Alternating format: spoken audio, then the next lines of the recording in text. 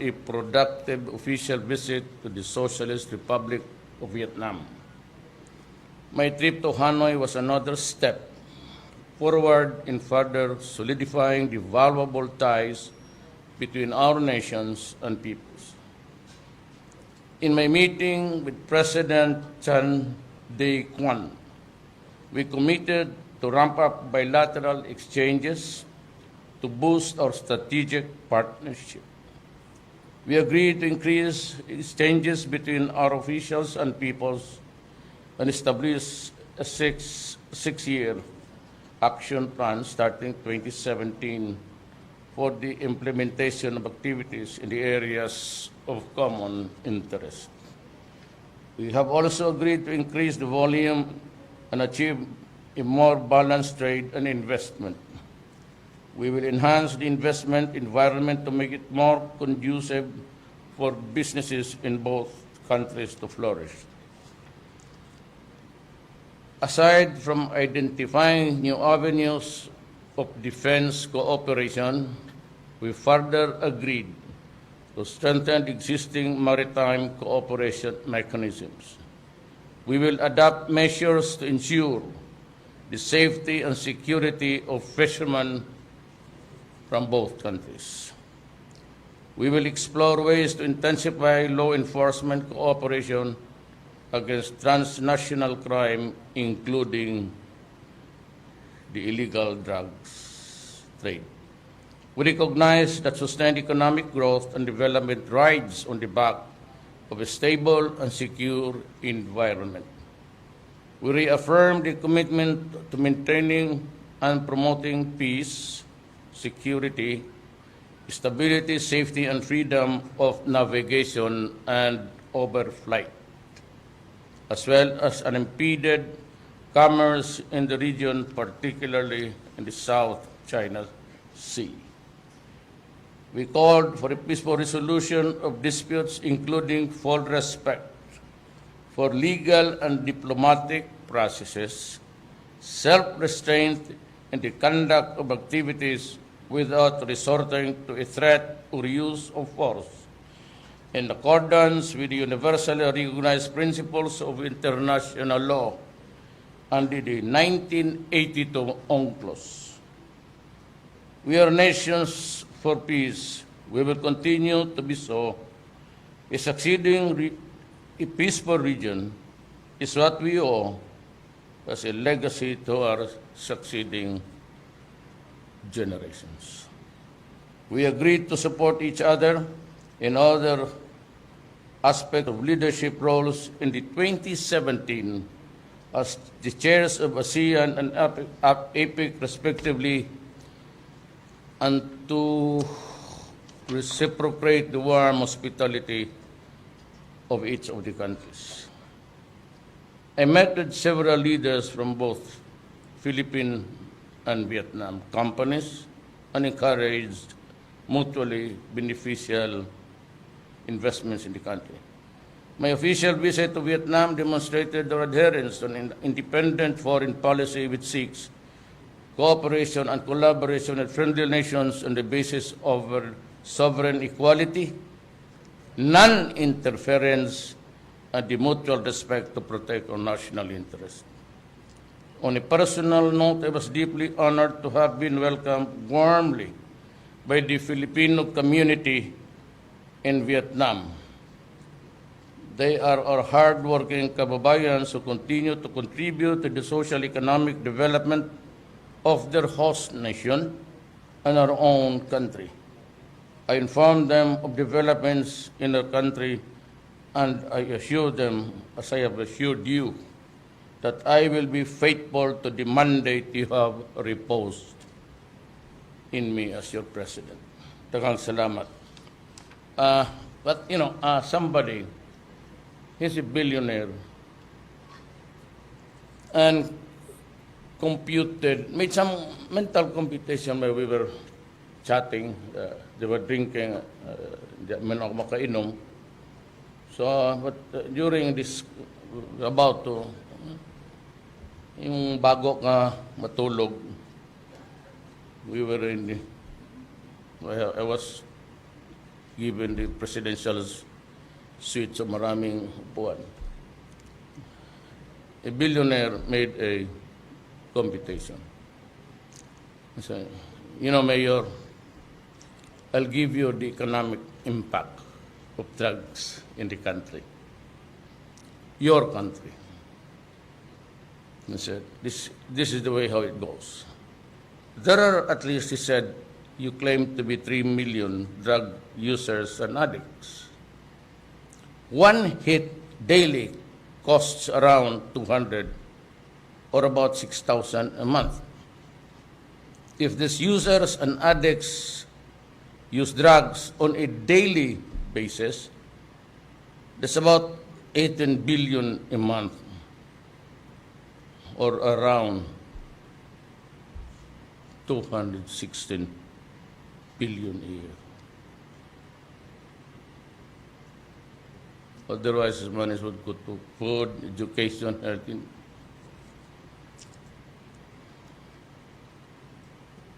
And what was the cold reality? And I was not able to sleep soundly that night. Even I was stressed. Why the figures? Because the mining industry gives us about 70 billion only. And here is a cost of 16 billion. Destroying lives,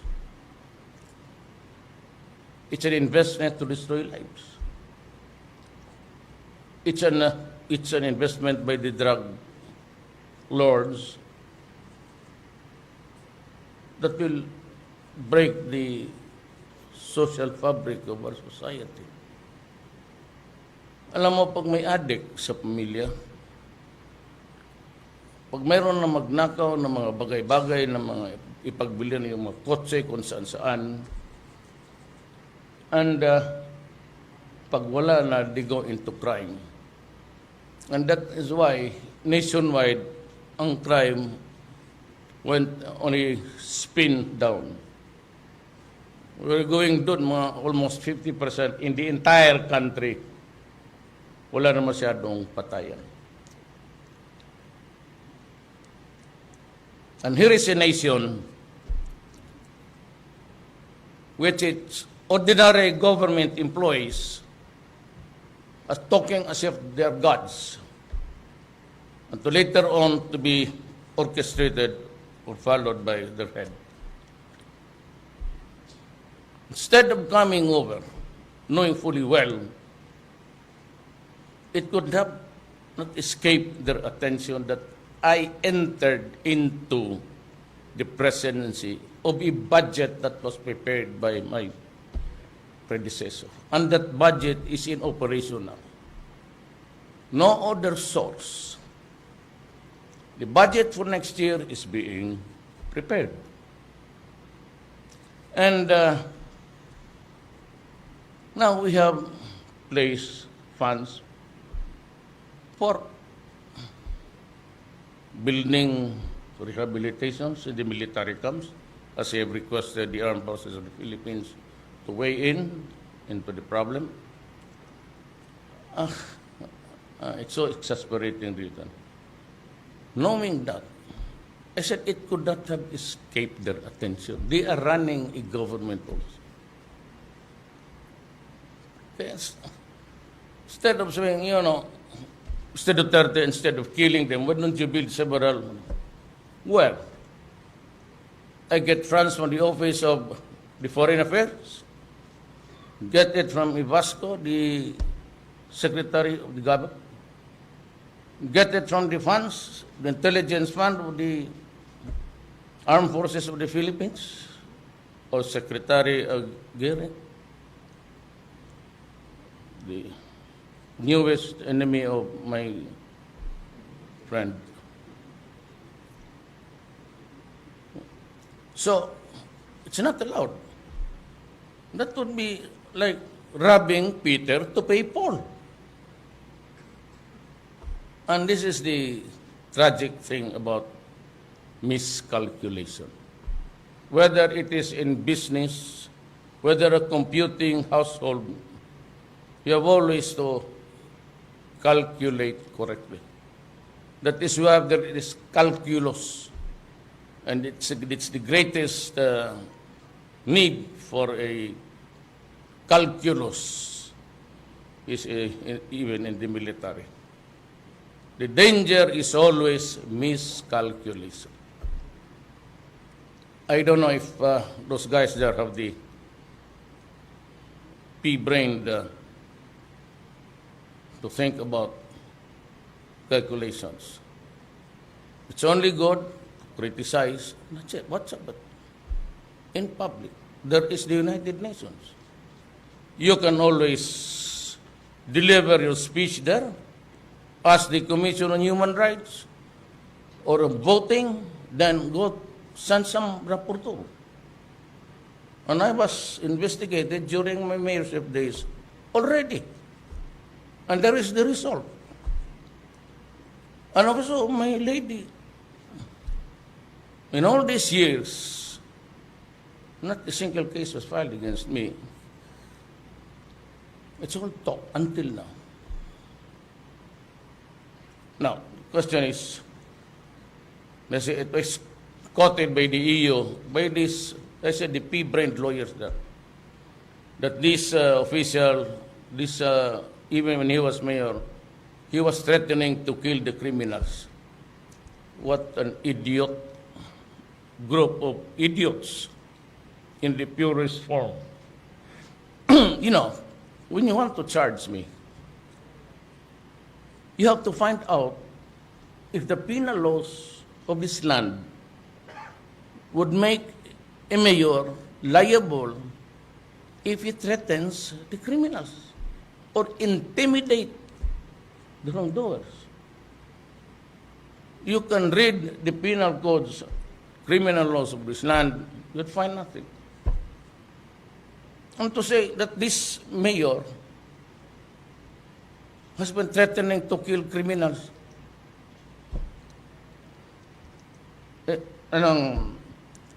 kaya kung ikaw nandito, bakit hindi ka magmumura? You are portrayed or pictured to be a cousin of Hitler, and yet do not even bother to find out, to investigate if that.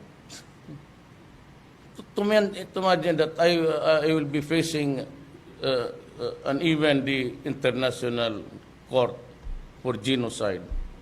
Pwede pa naman kabalbagan ang mga... Ikaw daw, presidente ka tapos ganunin ka. It was of course all right when I was mayor. Because then, that would be about just the minuscule of the affairs of the humanity in this planet. But when I am the president, and the tyrants get, bitter and stupid, you put all the Filipinos, especially outside, you put them to shame. Okay lang sa akin, sanay ako sa politika eh. Lahat ng kababuyan dumating na sa aking buhay. Pero itong mga ganito, ako, look, kayong US, EU, you can call me anything. But I was never into, or I am never into hypocrisy like you. Close your doors, it's winter time, there are migrants escaping from the Middle East. You allow them to rot, and then you're worried about the death of about 1,000, 2,000, 3,000. Hitler massacred 3 million Jews. Now, there's a 3 million drug addicts. There are. I'd be happy to slaughter them. At least, if Germany had Hitler, the Philippines would have, but, my victims, I would like to be all criminals. to finish the problem of my country and save the next generation from perdition. Salamat po.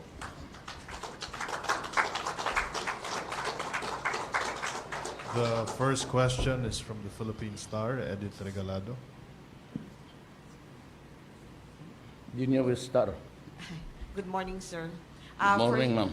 First question po, sir. The lawyer of J.B. Sebastian said earlier, or yesterday and this morning, that he would only talk to you and not to anyone else, not in Congress, not to any other forum, but it would be something like doubly explosive, but it has to be with you. Would you agree to that term, or would you? I do not talk to criminals. Okay. Can go to the fiscal if he wants. Or maybe write a letter to Secretary Yasay if that is a feasible. What? He has a problem now? Yeah, the lawyer said that he. Sinasabi ko, hiningi ninyo lahat yan eh. Been telling everybody, in drugs na yan, hinihingi ninyo sa buhay ninyo, dadating yan. I said, be careful of what you wish for or what you want, because you might get it. Dreaming of money, living in filth of the wallow with several at the expense of your fellow human beings, it will come. There's always the comeuppance and the law of karma. I assure you, that is a very valid, universal statement. Sir, you mentioned earlier that in your visit to Vietnam, the WPS, the West Philippine Sea issue was also discussed. Yes. Could we, I don't know if it's possible, but even further details po, kung pwede? Further details in your talk with the Prime Minister? No, some of them are not for public use. Because I talked to several set of officers, the ruling chairman of the party, Yeah. It's party first, then the government. I talked to the president and to the prime minister. Yes. Some are, points is that what I've said. It's a general, it has been repeated several times already. But if you want to know about what happened, what transpired in our talks, I'm sorry, I cannot divulge it all because I do not have the authority from them. And besides,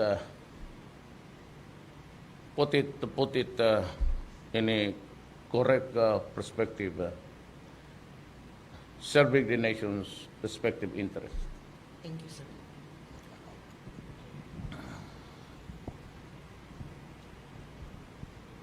Joy Gumatay of PTV4. Good morning, sir. Ang buntag man. We believe in your advocacy, sir, that you want to promote not just drug-free Philippines, but drug-free ASEAN community. Therefore, I would like to ask, sir, what's the response or promised commitment of Vietnam with this particular advocacy, sir? Sila yung una nga eh. So I was just figuring out how to get rid of this 3 million. They are so strict about it. And do not mess up with these guys. They have been at war for so many generations. They will not hesitate to finish you off. So are there any promised commitment when it comes to actions? Yes. They will share intelligence data from. I would like to talk to the.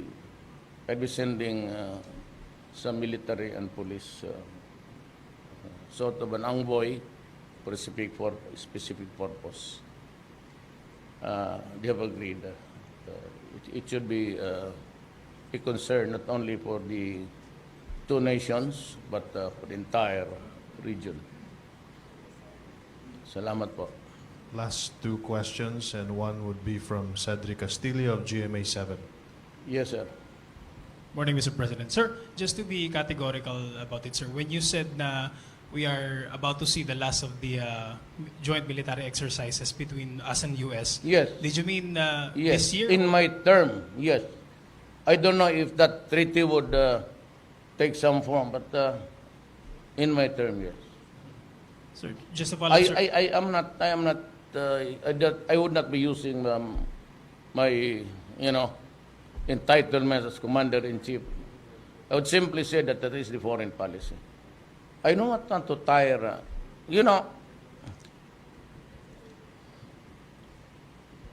there is a joint, and you can ask the military. They ask for a joint maneuvers operations. And yet, there is no capability between the weapons and the armaments they use, and even in the communication. Walang capability yan. It's all soiled and soiled clothes. Well, they do not share. And I said, sabi nila, bugok raw ako kasi hindi ko alam that the jets were made in Korea. Correct, but that was outsourcing. Kanina rin yan. Magbili ka ng rubber shoes doon, it's made in China. But the owner of the trademark, you cannot buy the planes there without the blessings of... And mayroon tayo, bumili nga ang tatlo. Sabi ko nga noon, huwag kayong magalit. The armed forces, do not be disappointed. Because may aeroplano tayo, hindi naman tayo pinagbibilihan ng... Don't allow us to buy the missiles. So, what would be the point of ceremonial? Good. I agree. We should have two. Okay na yan sa akin. Para ceremonial. For ceremony only. Yung prangka-prangkahan tayo dito. Walang, I said, I do not want to be hypocrite. You can call me, but I do not want to be a pretentious leader. Yung Diyos natin, wala yan. And F-50, it's what's made in Korea. I said it was owned by them.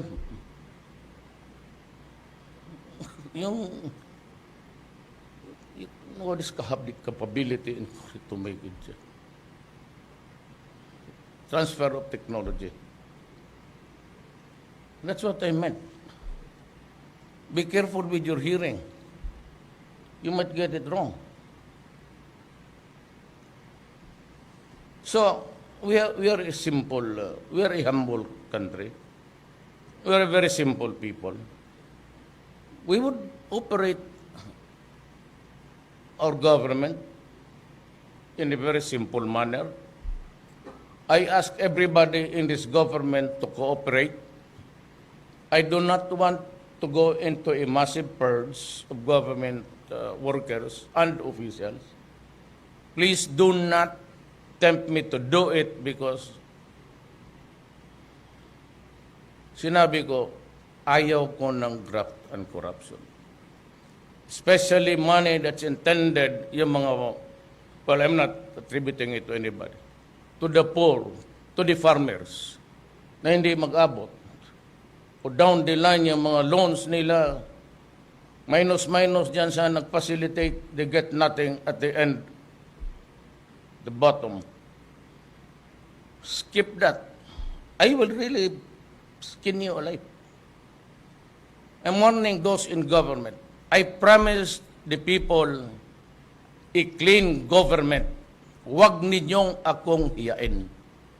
Karamihan yan, regulatory boards and agencies. LFTRB, well, of course, with the advent new leaders there. But kayong, I have nothing, that's why I choose Gerald Galvante. Why? Because I had an occasion to work with him here. He was the RD for some time. And Attorney Delgra, also a worthy son of a worthy father. Lahat yung mga regulatory, and medicines and all, do not commit the mistake.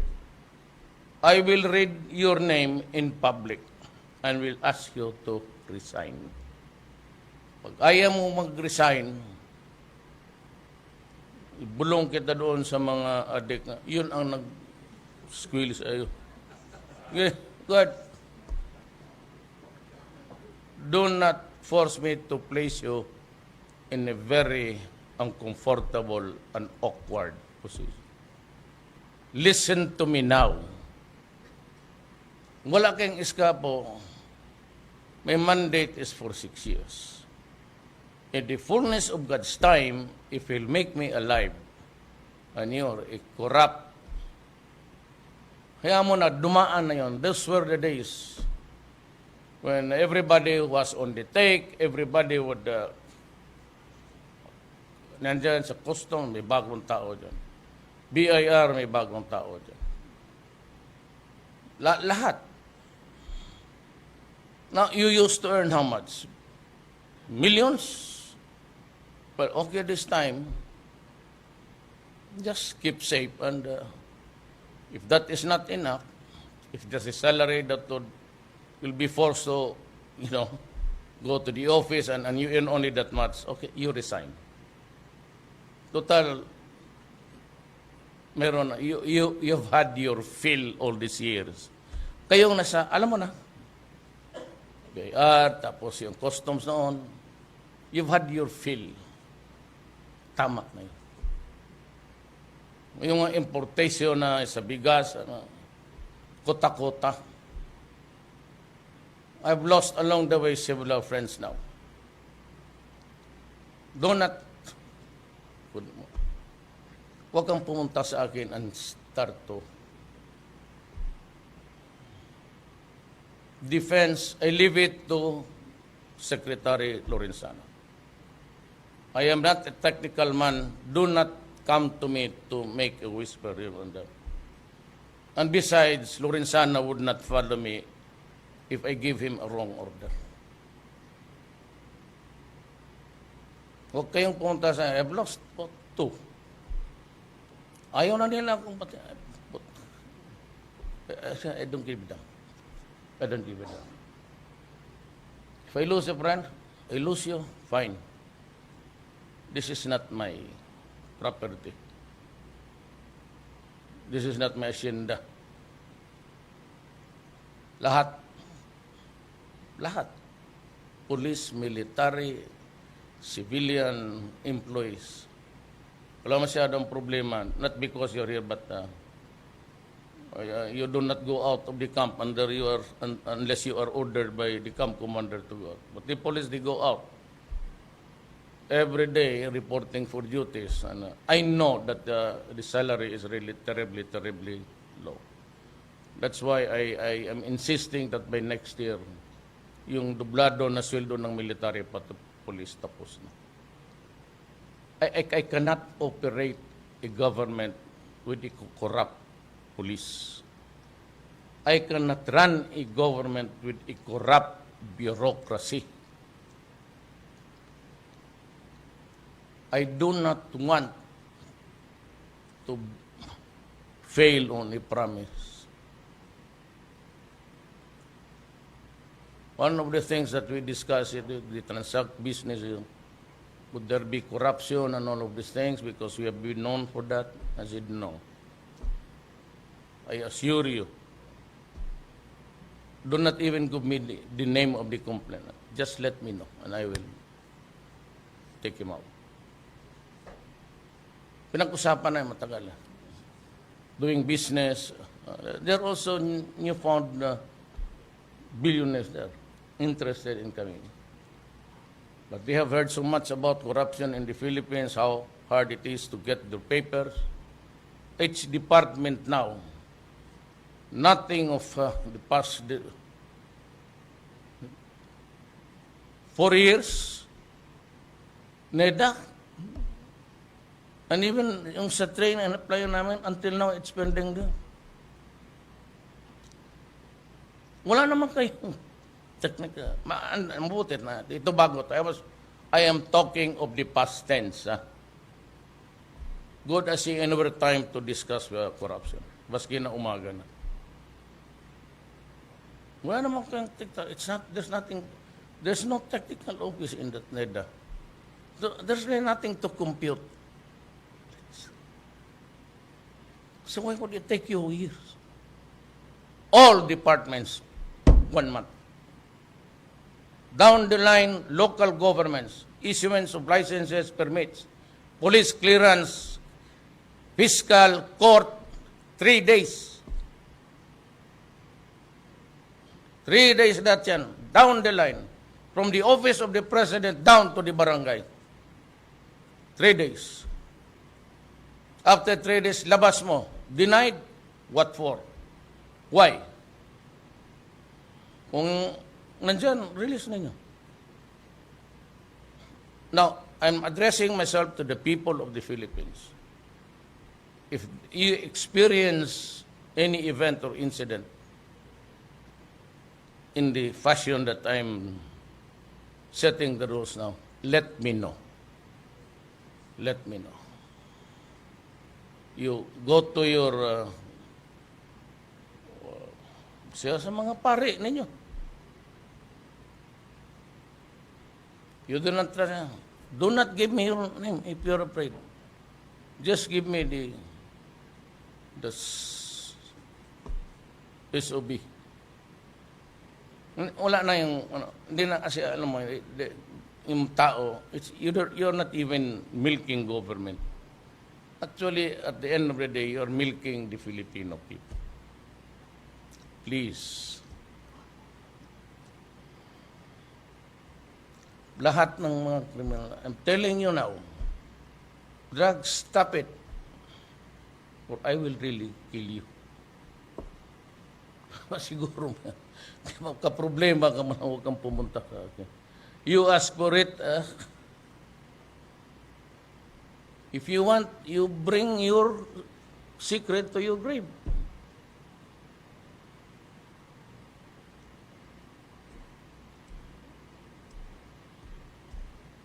I think it's about Last o'clock. Is there any question? Yeah. You Last question from Ruth Dumandan of RGMA. Hi, Mayor. On the death of Senator Miriam Defensor Santiago, we just want to hear your message, and if you could Yes, I would share like, with us to- a little. How do you remember the senator? But first, I would like to express my deepest condolences. I grieve with the family, with Narciso, the husband, si Benji, used to be a general of the Armed Forces of the Philippines. And to the children, I share your grief, and if I'd be back on time, I'd like to visit the wake. We have lost a leader. The colorful language also of, and above all, yung utak niya. We have lost one good guy in our government. Lana, is there? Come na. Breakfast na lang tayo sa baba pagkatapos. Ayan o. Fair is fair. I'll give everyone the space.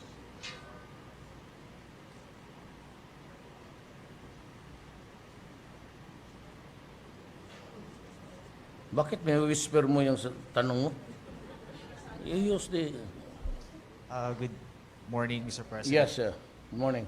Mr. President, what is your reaction on the remarks of these two U.S. senators on the alleged extrajudicial killings in the Philippines, noting that there is a wrong way of dealing the law enforcement, due process, and Who the said rule it? of law? U.S. Senators Benjamin Cardin and U.S. Patrick Leahy. Do not interfere in our affairs. I will ask him now, why are you shooting the black people there when you're on the ground? Sila pwede, tapos na hindi. Sabi ko, hypocrisy. There's a proper way of arresting a black man there. You arrest him, you grapple with him, pin him to the ground, place him under handcuff, and bring him to the station.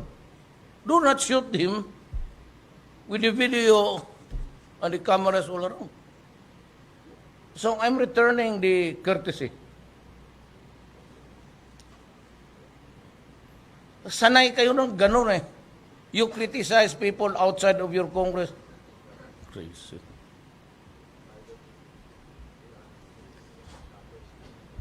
So, they went to Iraq, the United States of America.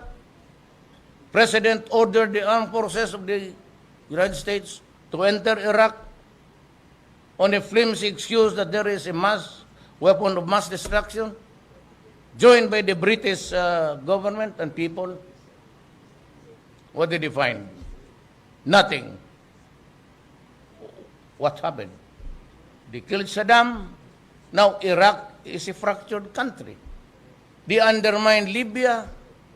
They killed Gaddafi. Libya is now a destroyed nation. They wanted Assad out, but Assad was being supported by China and Russia. So until now, they're slaughtering civilians. Who gets the honor? I said, let us. I would like to appeal, and answering the two senators, I'd like to the government of the United States, stop this hypocrisy game, and we're all right. Stop being hypocrites. Do not pretend to be the moral conscience of the world. Do not be the policeman because you do not have the eligibility to do that in my country. Ako, I'm just a small, but I'm growing. Everybody wants to have picture with me because they say, you're the only one who can bullshit them. Of course I will. Thank you.